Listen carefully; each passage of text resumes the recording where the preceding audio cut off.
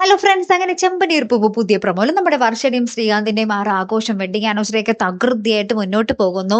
Cake cut നമ്മുടെ വർഷയാണെങ്കിൽ അതിസുന്ദരിയായിട്ട് അണിഞ്ഞൊരുങ്ങി വരുന്നു. അങ്ങനെ എല്ലാം അടിപൊളിയായിട്ട് പോകുവാണേ. അപ്പൊ നമ്മുടെ വർഷയുടെ അമ്മ കൊണ്ട് ഇവർക്ക് നമ്മുടെ വർഷയ്ക്ക് ഒരു ഡയമണ്ട് നെക്ലസ് ഗിഫ്റ്റ് ആയിട്ട് കൊടുക്കുന്നുണ്ട് കേട്ടോ. അപ്പൊ അതിന് ശേഷം നമ്മുടെ വർഷയുടെ അച്ഛൻ വന്നിട്ട് നമ്മുടെ സച്ചിയുടെ അച്ഛൻ്റെ അടുത്ത് വന്നിട്ട് നമ്മുടെ രവീന്ദ്രൻ അച്ഛൻ്റെ അടുത്ത് വന്നിട്ട് ഇങ്ങനെ പറയുന്നുണ്ട്, ഞാൻ എൻ്റെ മോൾക്ക് ഡയമണ്ട് നെക്ലസാ കൊടുത്തത്, താൻ എന്താ കൊടുത്തേ, സോപ്പ് പൊട്ടിയോ എന്നൊക്കെ ഇങ്ങനെ ചോദിച്ച് നമ്മുടെ രവീന്ദ്രൻ അച്ഛനെ താഴ്ത്തി കെട്ടുന്നുണ്ട്. അപ്പൊ ഇത് നമ്മുടെ അച്ഛമ്മ കേൾക്കുന്നുണ്ടേ.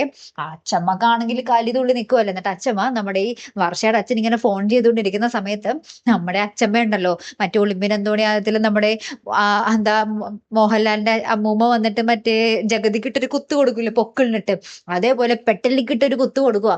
അപ്പൊ ഈ നമ്മുടെ വർഷയുടെ അച്ഛൻ നാക്കും പുറത്തിട്ട് ഇങ്ങനെ സ്റ്റക്കായി നിൽക്കുക കേട്ടോ.